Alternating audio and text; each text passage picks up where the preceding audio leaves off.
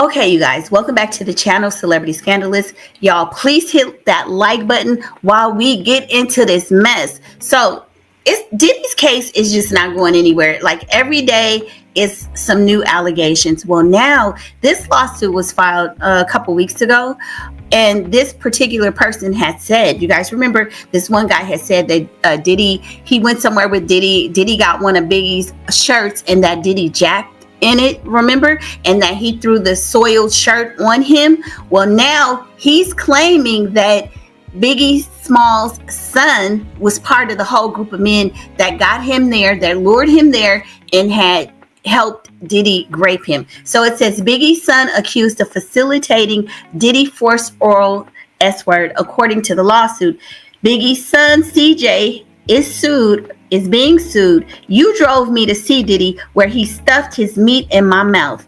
Okay, so I guess the man is amending his original complaint and adding, stuff. Okay, so it says the person accusing Diddy of tossing a seAmen-soaked Notorious B.I.G shirt on him is also claiming Puff had a notable accomplice acting as a henchman during a separate S-word assault, Biggie's son CJ Wallace. Oh my goodness. According to the complaint filed during the July 4th holiday, John Doe claims Biggie's son was among a group of men who lured him to a Revolt TV location in 2020 via a Combs Corporation's vehicle, where he says he was then ambushed, led to another room where Diddy was waiting. Diddy be waiting for them to bring in these young boys, child. As John Doe's head was held by others, he claims Diddy attempted to stuff his Peter in his mouth, all the while screaming at him that his days working for Bad Boy were over as punishment for clashing earlier.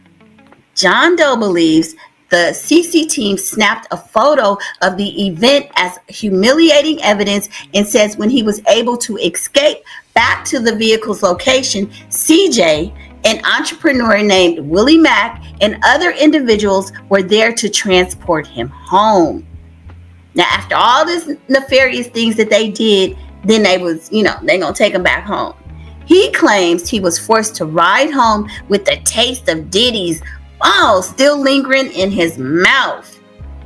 Oh, he said it was traumatic. It was just a horrible experience. Can you imagine? He said he was forced to ride home with the taste of Diddy balls still lingering in his jaws. It was a traumatic experience.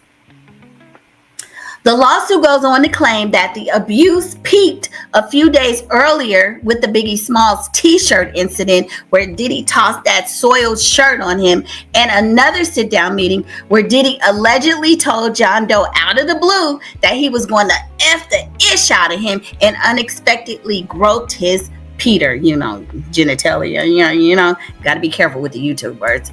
He claims CJ, Mac, and the others had promised more business opportunities as restitution for his issues with Diddy, but it all turned out to be a ruse to get him R-worded by Diddy. John Doe is pursuing damages from CJ and all the other defendants that are part of this case.